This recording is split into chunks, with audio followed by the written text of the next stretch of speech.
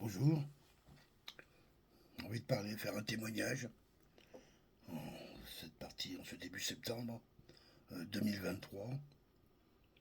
Ici est l'Omikeji, où après quelques belles journées, on dirait que l'été reprend un deuxième souffle. Après quasiment un mois d'août sous l'eau, sous la pluie, il pleuvait quasiment tous les jours. Des grosses pluies d'ailleurs, hein, ça, comme disent les gens du nord de la France, ça a draché l'ur. Une explosion de champignons cette année, là, j'ai encore une récolte de girolles à faire le long du portail. C'est très impressionnant. La productivité, pour les endroits où ça se plaît, ici par exemple, j'ai une partie de notre terrain où j'ai une dizaine de variétés de champignons qui poussent, et abondamment. Et du cèpe, deux variétés de cèpe, trois, même trois. Il y a de la girolle, ici ils appellent ça la chanterelle. Qu'est-ce que j'ai vu d'autre? Des mousserons, plusieurs séries de mousserons. Je ne me rappelle plus les noms qu'ils donnent ici. Euh, Après, les belles russules, les russules blanches et vertes. Hein. Amanite tumouche et orange. Euh, et après, j'ai vu des pieds bleus, des pieds violets aussi. Quoi d'autre? Oh, il y en a encore. J'en ai. Ouais, on est plutôt une vingtaine d'espèces de champignons qui poussent hein, sur une petite partie qui fait 2000 mètres carrés. C'est marrant, c'est sympa. Moi, j'aime bien. Ça m'évite d'aller courir dans le fond du bois là-bas, d'aller cueillir les girolles du jardin. Je trouve ça sympa. Donc c'est la saison. Excusez-moi. Oui, c'est la saison actuellement des champignons. Puis je crois que c'est la chasse, mais je suis pas sûr. Je n'ai pas entendu de coup de fusil, rien du tout. Alors que je sais quand même qu'il y a pas mal de chasseurs ici.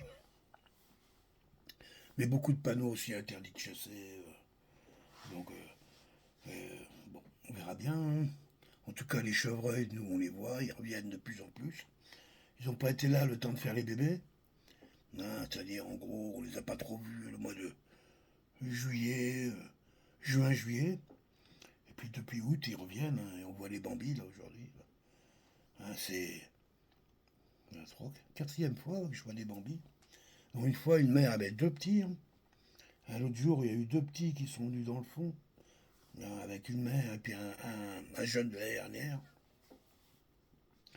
Et enfin, ah oui, c'est hier ou avant-hier, un bambi au bord de la route tout seul. Je passe en voiture, je vais rouler pas vite.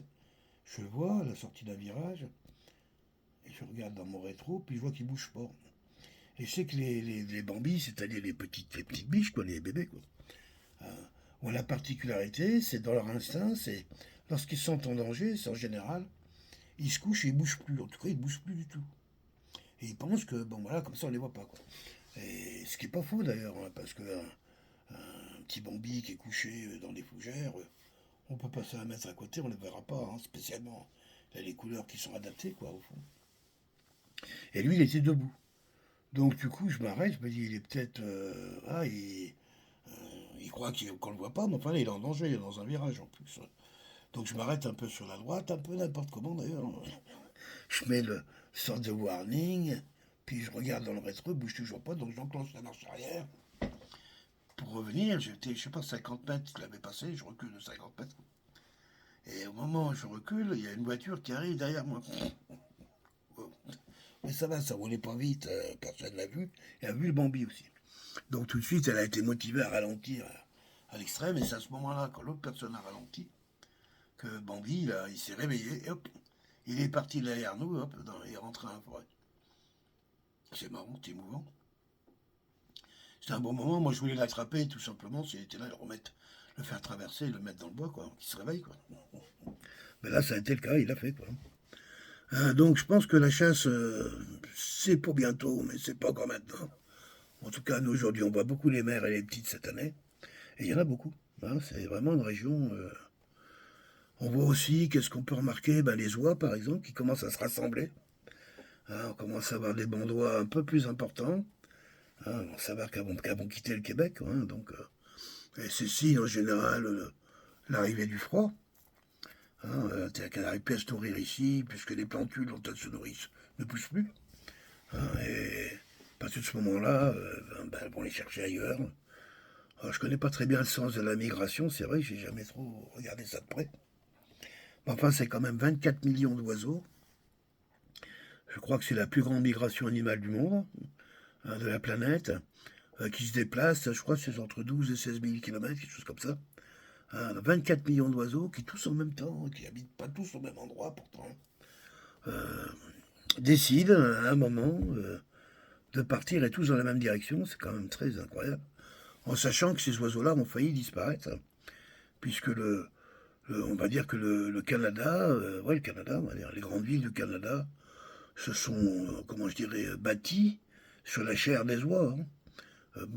Ils étaient chassés et de façon intense, qui fait qu'ils avaient quasiment exterminé les oiseaux, quoi.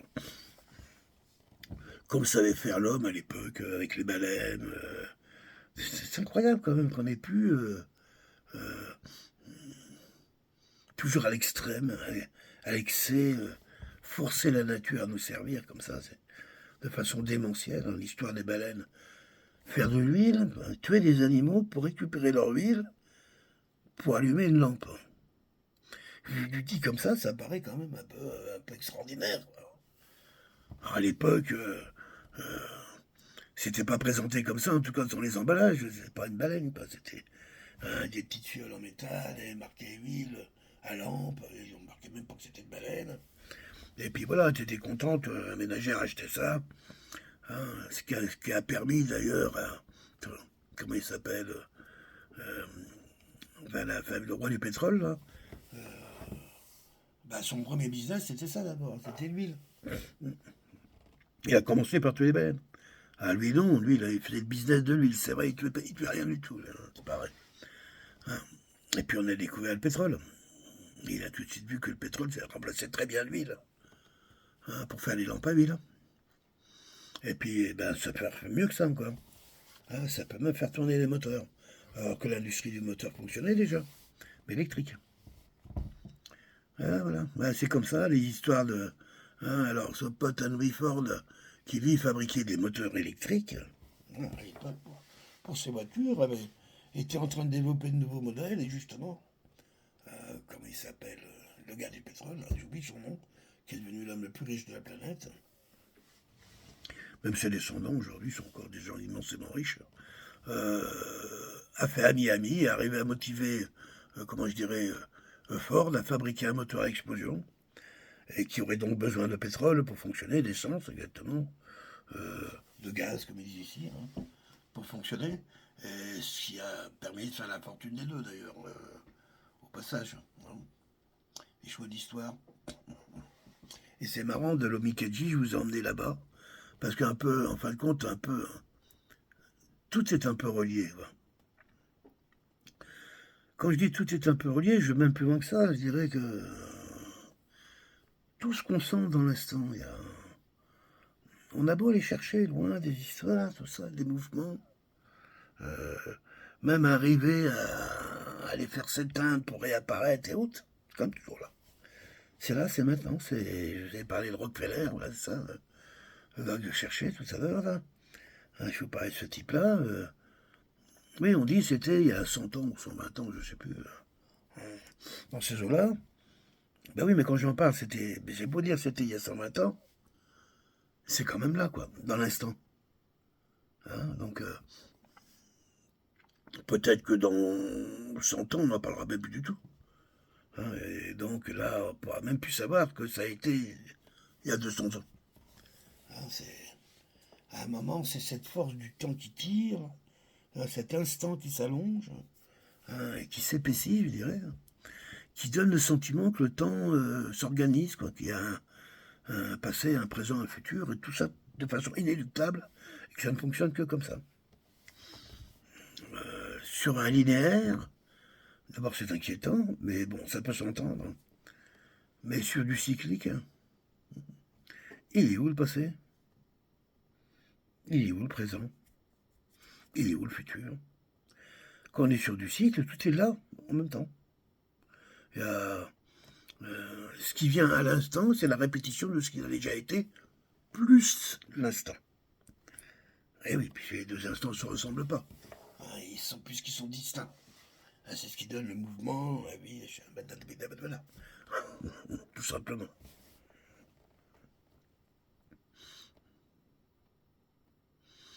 Là, je devise tranquillement dans mon téléphone, je regarde par la fenêtre de mon bureau, là, on voit le soleil qui pénètre le petit bois, le petit bois de l'Okbikeji, quoi. C'est joli ce coin-là, c'est joli. Ça fait souvent des belles lumières au sol. Même en hiver, sous la neige, c'est magnifique aussi, tout pareil. C'est calme. Par moments, ça me fait penser à la haute montagne, que j'ai un peu connue quand j'étais jeune, dans les Hautes-Pyrénées. J'avais une amie qui avait un chalet dans le parc national des Pyrénées à l'époque. Un village, je ne sais plus où c'était déjà, il fallait poser la voiture, puis après prendre des skis et de la marche pour rejoindre le chalet. On était à 1 heure et demie de la voiture. C'était beau d'ailleurs là-bas, c'est un peu comme ça, il y avait ces silences, ces silences pleins de vie en fin de compte. Ici même, presque je dirais au cœur du froid minéral, on sent la vie qui ronronne. Elle s'éteint pas. Il y a quelque chose qui nous voilà qui. Et si c'était pas en fin de compte le rythme de notre cœur tout simplement.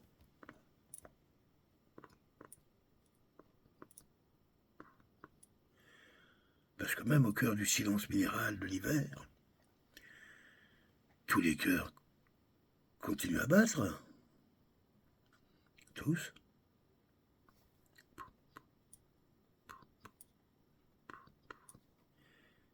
Même celui du gros ours, caché dans sa grotte, dont il a bouché l'entrée de neige et de fagots de bois. Et qui est là depuis déjà un certain temps, et qui passera la moitié de sa vie dans ce lieu, à dormir, avec son gros cœur qu'on entendra. Reliés, oui, tous les cœurs battent ensemble quelque part. Je vois notre petit ami ici, on a un petit compagnon qui s'appelle le colibri. Petit oiseau, tu vois, il est vert. Et un marron, on a deux sortes différentes, j'ai même bien un peu. Très jolis, c'est les petits oiseaux. Et on apprend qu'ils ont des battements d'ailes. Moi, j'ai du mal à l'entendre, parce que ça veut dire 10 000 battements d'ailes à la minute. Bon, déjà, il a fallu les compter, non, je blague. Mais il suffit de filmer en ultra ralenti, on arrive à mesurer ça. Mais surtout, il y a un cœur qui bat à une vitesse incroyable, incroyable. Il bat même pas, c'est comme s'il était en hypertension, tout le temps. Et donc, le colibri, c'est un animal qui a besoin d'énergie en permanence. Tellement il en bouffe, tellement il en consomme, tellement. Il est tout petit pourtant. Hein. Et on sait qu'un colibri meurt d'inanition s'il n'a pas trouvé à manger je crois que c'est au bout de 2, 3 ou 4 heures. Il meurt. Il n'a plus de la force pour faire fonctionner son cœur et il meurt, tout simplement. Donc, lui aussi, son cœur bat. Hein, à l'unisson, dans cette reliance. La reliance des cœurs. Mais on va me dire, oui, mais il y a des êtres qui n'ont pas de cœur. Ah bah oui, ça c'est sûr. Oui, les humains qui n'ont pas de cœur, c'est certain. Pas des personnes, on va dire. Hein. Ah, c'est pas de ça que vous voulez parler. Hein. Non, non, d'accord. D'autres êtres. Des êtres sans cœur, en fin de compte. Il y en a sûrement. Je réfléchis pas trop à tout ça. Vu que la nature nous a dotés de toutes sortes de fantaisies pour exprimer la vie, tout simplement. Donc, à ces 100 cœurs, je dirais même ces 100 fois.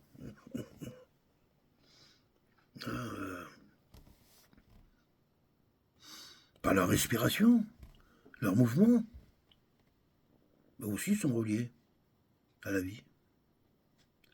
Parce que la vie, c'est quoi, en fin de compte? C'est pas un peu l'espace qui nous sépare? Et si ça nous relie plutôt que ça nous sépare? Ne serions-nous pas un petit peu les mêmes, hein? L'autre, toi, l'autre. C'est pas un peu moi, non? L'autre, t'es pas un peu à ma frontière, je dirais. Si j'enlève la frontière, il n'y a pas d'autre. L'autre, c'est une extension de nous-mêmes. Totalement. Et on peut le faire circuler dans le temps, pareil. Quand on parle des autres, on parle en fin de compte de notre propre regard vers l'extérieur, ce qu'on manifeste.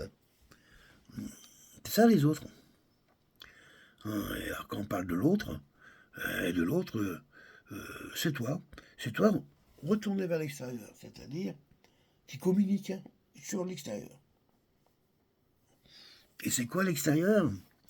C'est justement la limite de ta capacité à aller voir l'autre. Quand tu es beaucoup dans l'écoute, ton extérieur se manifeste plus vite. Voilà. Quand tu es tout le temps en train de... à l'extérieur, la lumière va se manifester parce que il faut à un moment s'arrêter de s'épandre pour entendre. Pour que l'autre existe, il faut lui faire de la place. Il faut arrêter de s'agiter, quoi. Si on s'agite trop, l'autre, il reste de plus en plus nébuleux, quoi. Mais si par contre, tout d'un coup, on sait, comment je dirais, moins s'agiter, être plus dans le serein, tout d'un coup, l'autre apparaît. Il apparaît. Alors, qui peut souvent avoir la forme de soi-même, un autre. Mais l'autre peut être aussi un animal, peut être un arbre, une porte, je ne sais, de la musique, je ne sais.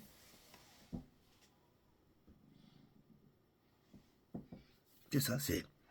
Et à partir de notre centre, il y a un espace où on est vers l'autre, tourné vers l'autre, et un autre tourné vers soi. Et entre les deux,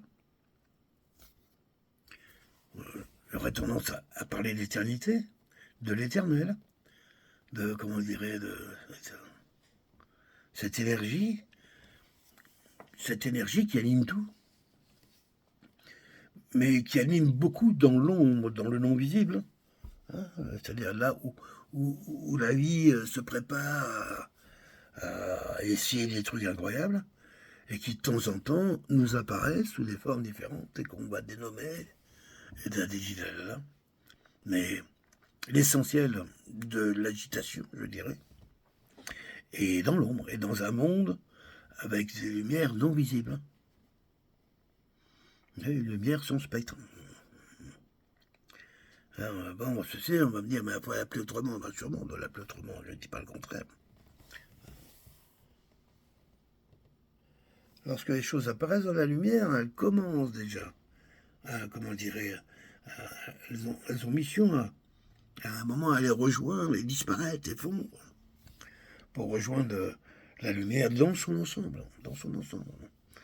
Et lorsqu'elle est dans l'ombre, l'énergie de l'ombre, attirée par la lumière, va arriver à sculpter la forme du moment nécessaire à cette communication de la vie entre l'ombre et la lumière, qui est la forme. Qui est nous, un arbre, une baleine, un esquimau, un extraterrestre, je ne sais quoi encore. Et c'est en sens ça que je sais que l'homme, quelque part, a toute cette capacité incroyable d'être le témoin. On témoigne de ça, on témoigne de cet échange entre l'ombre et la lumière. On témoigne de ces naissances qui peuvent devenir des connaissances lorsqu'on les témoigne de près. Le chemin de... C'est une respiration. Et que j'appelle la vivante vie. On m'avait souvent entendu parler de ça. cet échange qui ne s'arrête jamais. Il n'y a pas, Vivendi, moi c'est le dimanche, et puis le lundi, c'est mon autre spiritualité. La Vivendi s'accommode de toutes les spiritualités, de toutes les religions. Elle s'accommode même de sa propre négation. C'est pas un souci. Euh, mais par contre, lorsqu'on la saisit, on s'en approche, on la ressent en soi, tout d'un coup, elle est forte, elle est féconde. Elle est féconde et tout d'un coup, elle nous fait entendre, voir, apparaître, comprendre les échanges entre l'ombre et la lumière, nous permet de mieux pénétrer la forme, son entendement, sa présence, son écoute, sa qualité. Oui. Je crois que ça, c'est le rôle de l'homme.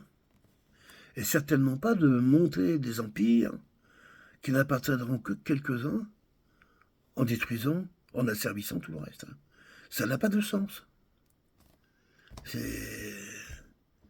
C'est voué par nature à l'échec parce que ces empires sont reliés d'une manière ou d'une autre.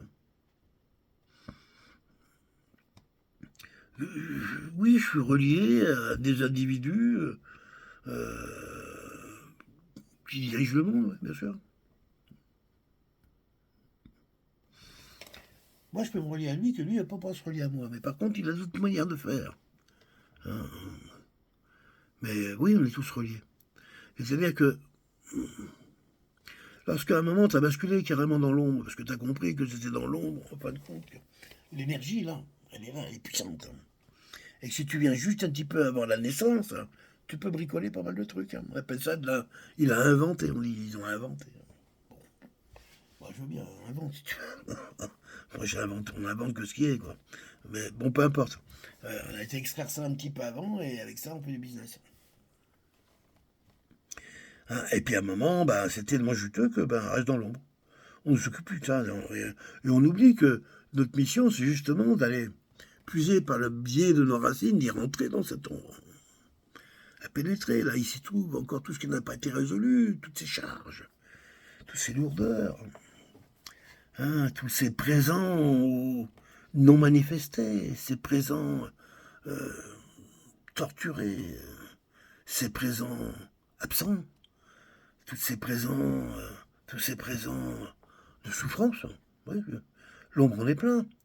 Mais elle est plein aussi de, de, de toutes ces joies, de toutes ces surprises qui tout d'un coup manifestent des solutions à des difficultés et tout d'un coup apportent une connaissance à l'endroit où la souffrance était trop grande. Oui, c'est la mission à un moment de se charger, d'aller voilà, emprunter l'énergie de la terre, de l'ombre. Oui, la terre, de la tête dans la terre, tu vois rien, pas de lumière, rien du tout. Pourtant, Dieu sait qu'il s'y passe des choses incroyables. Toute cette végétation, c'est tout ça, ils sont nés, ils naissent dans des endroits où il n'y a pas de lumière. Pantoute. Pourtant, ça marche très bien. Ça se développe, il y a une vie dans cette ombre, dans cette nuit. Cette nuit sans lumière. Et je vais plus loin, je dirais, dans ces lumières sans éclat. Voilà. C'est des lumières sombres. Mais un peu comme les soleils de minuit, on va dire ça un peu comme ça. Plus pour le mot d'ailleurs que pour la réalité astronomique.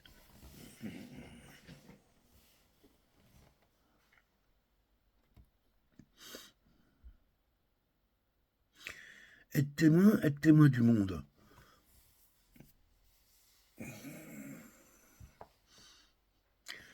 Être témoin du monde, c'est regarder l'autre à travers un miroir qu'est soi-même. Hein. D'où la nécessité d'avoir un miroir, comment je dirais, le plus transparent possible. Un teint, une vitre et un teint parfait. Hein. Alors parfait, ça veut dire quoi parfait quand on est vivant? C'est quoi refléter exactement l'autre?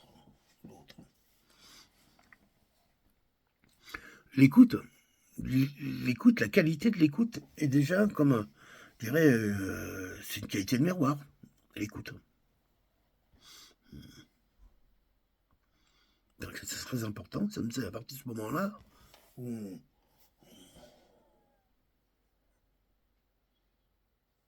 la gentillesse, et comme me dit Michel, la douceur, bien sûr, la douceur. Je peux vous travailler ça. Mais je la vois se manifester, et c'est d'une force incroyable, la douceur. Lorsqu'elle est là, tout le temps. Hein, qu'elle se présente toujours sous cette forme. Et toujours. Elle désarme assez rapidement, même les plus hargneux. Hein. Ouais. C'est une belle énergie, la douceur.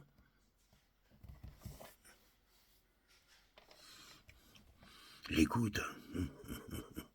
Et l'encouragement. C'est beau l'encouragement. C'est beau d'écouter le vent et souffler dans son sens. Ouais, vas-y, je t'aide. Hein, c'est comme ça qu'on crée les Mistral. En soufflant dans le vent.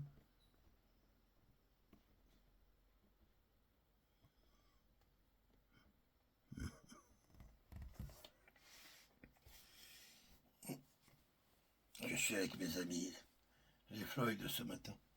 C'est un beau t-shirt que j'avais acquis avec mon copain François, quand on avait été les voir l'exposition. Moi, j'aurais bien aimé les voir d'ailleurs. Mais... non, là, c'était une exposition sur leur carrière. Intéressant d'ailleurs. Bon, rien d'extraordinaire, je connais quand même assez bien leur carrière en gros. Mais pas autant que je le pensais d'ailleurs. J'ai vu qu'ils avaient quand même des albums que j'avais jamais entendu parler. Ah, moi j'en ai 12, je crois, et j'en ai fait plus que ça. Et puis il y a quelques artefacts intéressants, dont le pig, le cochon, là, qui était quand même. Il s'était envolé, il l'avait mis à Londres, et puis à Londres il s'était envolé, je sais plus quoi. Et ils l'ont fait abattre par l'armée, enfin bref. L'armée avait reçu l'ordre, l'armée a reçu l'ordre d'aller abattre le cochon des Pink Floyd au-dessus de Londres, enfin un truc de genre. Donc voilà, j'avais acheté cet hommage à ce groupe qui a que j'ai écouté depuis que je le connais, quoi. J'écoute encore, hein, toujours, hein, Pink Floyd. Ça fait. Puis ça existe, quoi. Hein, Thomas Mother, Dark Side of the Moon, Medal, Uma Guma, The Wall, etc., etc., etc.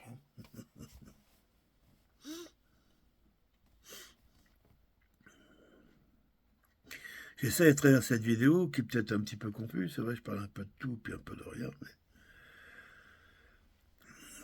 essayer de montrer une voie, un chemin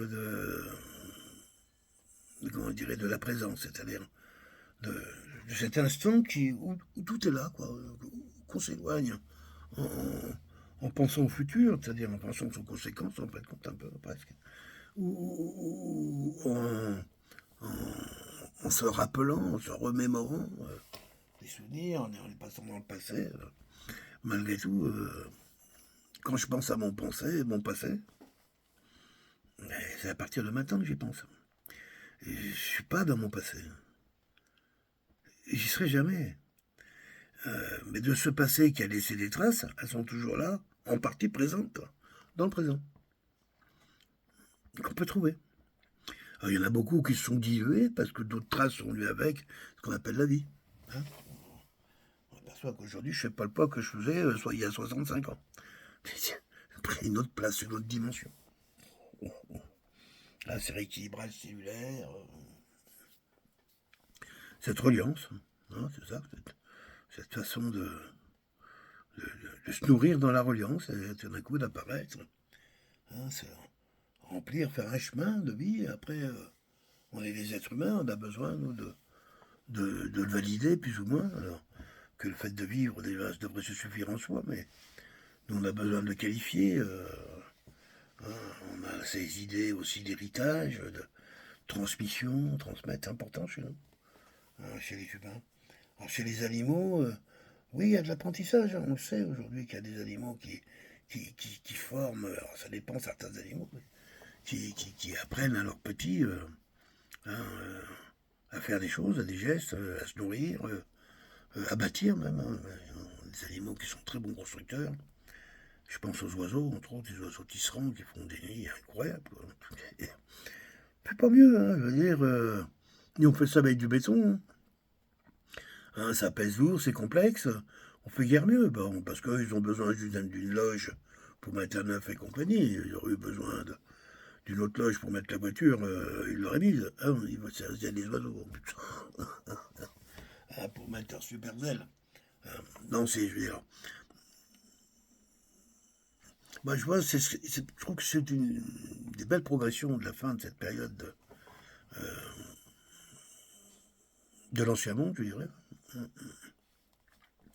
C'est cette approche qu'on a par rapport au monde animal et au monde aujourd'hui végétal, puisque on commence à comprendre, à faire admettre, presque dans l'opinion publique, hein, je parle, hein, que les arbres communiquent entre eux, que les plantes aussi, que sont sensibles à des environnements, à de la musique, enfin, qu'il y a moyen de communiquer avec les plantes. Hein, voilà, il y a très bien des exemples, c'est vrai. Donc, et chez les animaux, c'est pareil. On a aujourd'hui de plus en plus quand même.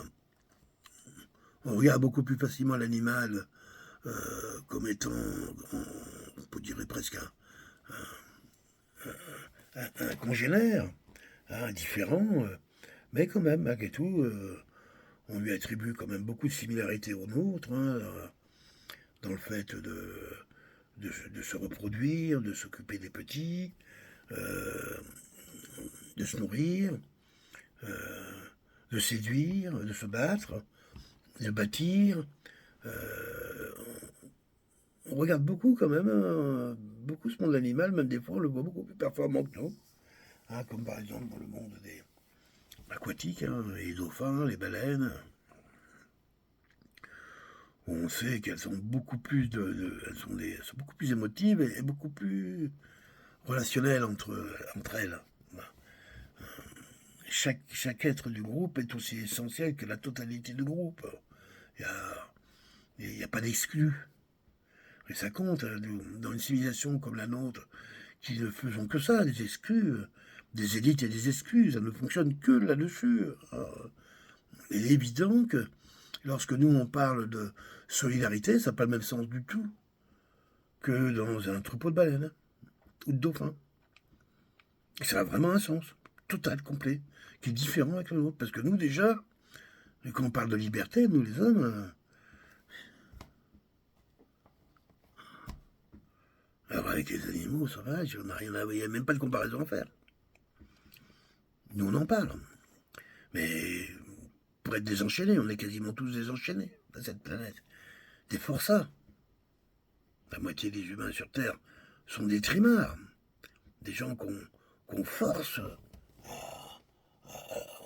dans leur chair à produire, à travailler pour le service d'un système qu'on n'a rien à foutre, à vrai dire, et qui ne fait que enrichir les quelques prédateurs qui le font vivre, hein, qui font fonctionner. Ça, on a appris ça. Et cette sagesse qu'ont ces animaux-là, qu'on est capable de voir chez eux, imagine bien qu'on est bien capable de l'avoir chez nous, bien sûr. Et pourquoi? Parce qu'on a déjà été. On a déjà été. L'humanité a déjà été un être sage. Hein? L'humanité a vécu des dizaines de milliers d'années sans aucun conflit. Aucun conflit. Lorsque tu vis sur des périodes, tu vois le paquet de nombre de générations que ça représente, sans aucun conflit, ça veut dire que les générations, au fur et à mesure, se développent que sur les arguments, même plus de la paix, mais de l'amour. Il n'y a pas raison de parler de paix, puisqu'il n'y a pas de, je dirais, de guerre ou de conflit. Et à un moment, on est réellement plus que dans l'amour. Et dans l'amour, dans l'harmonie, dans l'équilibre, c'est ça. Hein, l'être humain a déjà été et est comme ça. Mais on peut être aussi des gros barbares. Foutre le feu partout, tout casser. C'est pareil. Foutre le feu à la colonie, embraser ce qu'on est en train de faire. Si on a trop peur, on va trop loin dans les bêtises.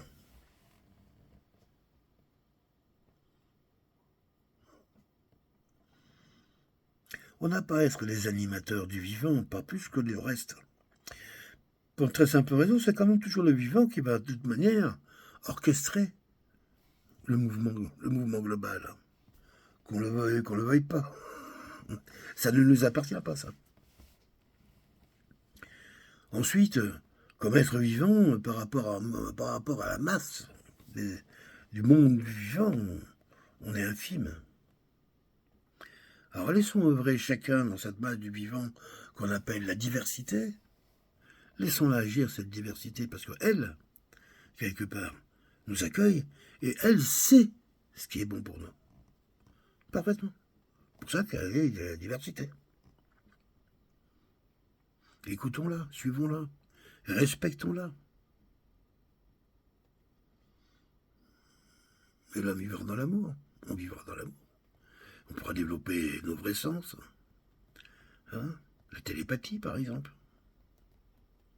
Oui, parce qu'on est télépathe quand même. L'ubiquité. Ben oui, il n'y a pas besoin de machine pour aller au bout de l'espace. Ça veut rien dire. Une fusée, puis tu mets du carburant, boum, boum, boum, boum, première, deuxième, 10 000 ans, 1 million d'années. C'est ridicule, on voit bien que c'est des histoires de machines, ça.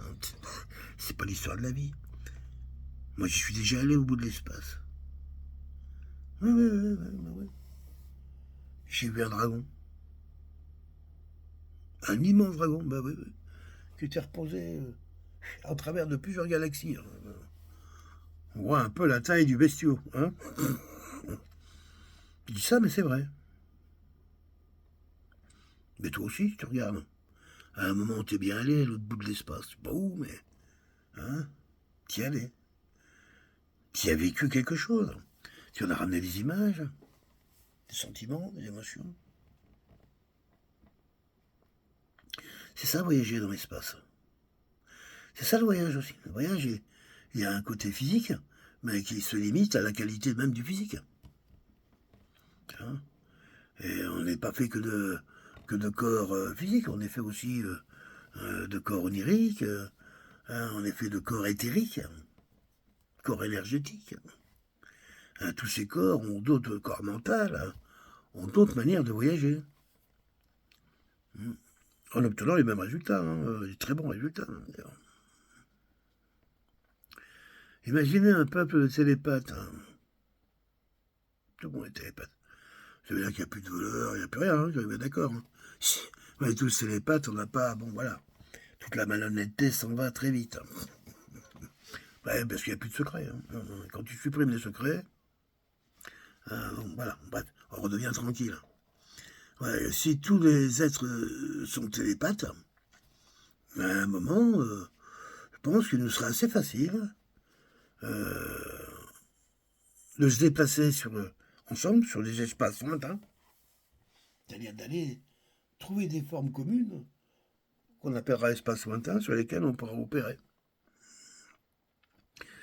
J'avais fait des expériences de genre moi-même déjà dans les méditations, où à plusieurs qui habitons des endroits différents, on se rendre à un lieu, évidemment, en méditation, et puis travailler ce lieu, quoi. Expérience un peu étonnante, vraiment étonnante. On a tous vécu, on n'était pas les uns à côté des autres, et pourtant on a bien travaillé ensemble sur les mêmes directions, voilà. C'est très intéressant comme expérience. Je pense qu'il y en a qui sont allés beaucoup plus loin que ça. Ça aussi, ça fait partie du pouvoir de l'homme, de l'être humain. Et bien d'autres. Et bien d'autres. J'irai pas dire que nous sommes Dieu, parce que bon... Dieu n'est qu'un mot, on va dire. C'est récent d'ailleurs. Ça a 2-3 000 ans, c'est un mot grec. Donc, les hommes avant nommaient un petit peu, je dirais, nos guides, de façon différente. Ah, mais c'était à peu près pareil. Pas que eux, on dit Dieu, un Dieu, l'autre, Il en a 150. Les A12 en ont combien? Je sais pas combien. Bon, bref. On va avec partout sur Terre, tout le monde a un paquet de dieux, mais le chef, il a dit non, un seul. Ah, bon. Il est blanc aux yeux bleus, les cheveux blonds. Bon. Il ressemble pas à tout le monde, c'est vrai, c'est clair. Donc, bon.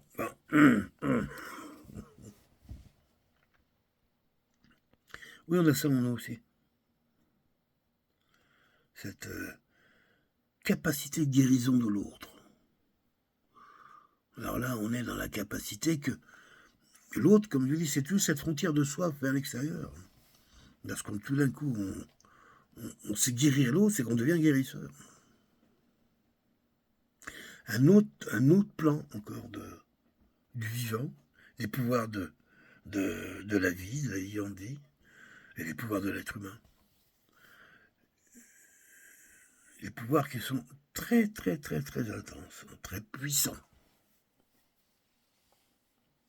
Et qui peuvent, dans certains cas, tel qu'il nous a été raconté concernant le Christ, permettre de ressusciter un mort. Puisque le Christ a ressuscité Lazare. Le mec est emballé, et puis hop, il était mis au caveau, Jésus est allé, il a ouvert le sac, pop, pop, et est ressorti.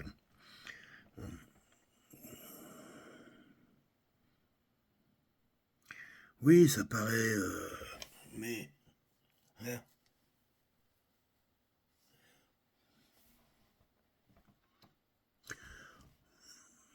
Drôle de chemin que cette vidéo. Hein. J'ai bien envie de me mettre devant mon téléphone, de vous parler. Des fois, je fais des vidéos longues, comme ça, personne ne les regarde, les écoute, mais elles n'ont pas vocation spécialement à être vraiment écoutées. Je peux bien comprendre que on n'a pas tous une heure à écouter. Tout le monde a l'agenda blindé. Hein. Et qu'on peut se permettre d'offrir à nos oreilles du silence, il ne faut surtout pas s'en priver.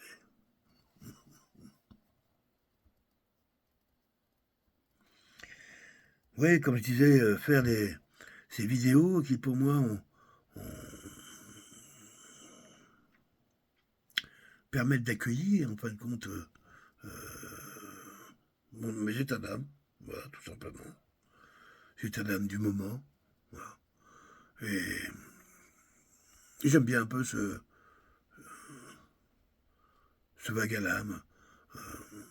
La dernière fois, je l'avais fait sur des sujets qui font un peu chier tout le monde. Écoutez la vidéo, 2 ou 3, hein, concernant un peu des événements politiques, guerre, tout ça. Ouais. Ça compte aussi. Hein. C'est une réalité, je suis dedans, comme tout le monde. Souvent, je ne m'y intéresse pas. Hein. Et puis de temps en temps, je fais un tour. Alors, ça veut dire quand même que malgré tout, j'ai une petite antenne qui allume là-haut, qui suit ça quand même, qui suit ça. Hein.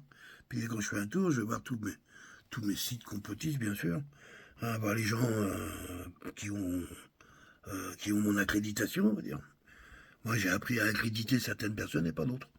Hein, donc il y a des choses que je ne vais pas voir parce que ça ne m'intéresse pas comment ces personnes parlent. Hein, cette personne-là, non, et il y a d'autres personnes qui m'intéressent la manière dont ils parlent. Leur sérieux, je les connais depuis longtemps, même si je ne partage pas leur point de vue. Je sais que de la manière dont ils le... Voilà, c'est ça en fin de compte. S'informer sur Internet, c'est un peu ça. Hein, ce qui fait que moi, je connais des tas de gens qui sont connus de personne. Hein, à part de ceux qui sont des petites stars dans les mondes privés. Stars, parce que pas Star System, mais des gens connus. Bien le gars comme Xavier Moreau, que je connaissais avant, évidemment, comment je dirais, les événements de l'Ukraine. Comment ils appellent ça, Poutine, lui bon, bref. Lui, c'est pas la guerre, lui, c'est les... Bon, bref. Et il parlait déjà de ça de 2 ans avant. Il était devenu un peu spécialiste de la Russie, pour le compte de R, d'ailleurs. Hein, c'est comme ça que je l'ai connu. Hein. Donc R, à ce niveau-là, c'est vrai, il a présenté pas mal de bonnes personnes, de belles personnes. Il y en a qui sont devenus des vrais petits salopards après.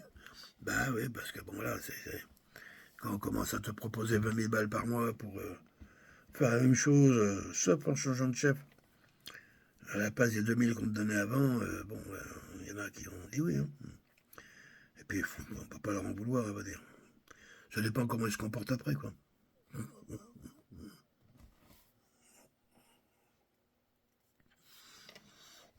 Oui, donc je me disais, aller faire ce petit tour un petit peu sur l'énergie du monde. Mais je m'aperçois que l'énergie du monde, elle est en nous. Elle est en nous. Elle est en soi. Elle est même soi. Comme je dis une chose comme ça, on en rester là, mais j'avais bien dire ça un peu. Quand je vais disparaître, quand je vais partir, ben le monde aussi. L'univers, tout l'univers, toute la conscience que j'en ai, lorsque je vais m'éteindre, ça va disparaître. Cet univers-là, le mien, mon univers, l'univers tout court, aura cessé d'exister,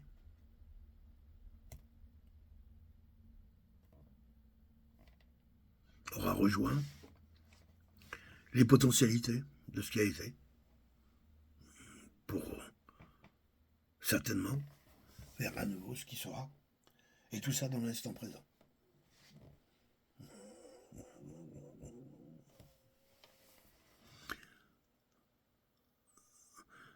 Bonne journée, j'espère qu'il fait beau, vous avez du beau soleil, que vous êtes entouré des vôtres, et que si vous êtes dans les problèmes de santé, vous n'êtes pas trop dans la souffrance, et que vous êtes plus dans l'espoir, et dans les bons soins, les doux soins qui vous accompagnent. C'est important.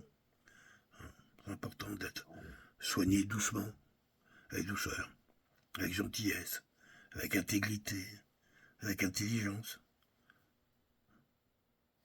avec amour, quoi. Allez, à bientôt, bye bye.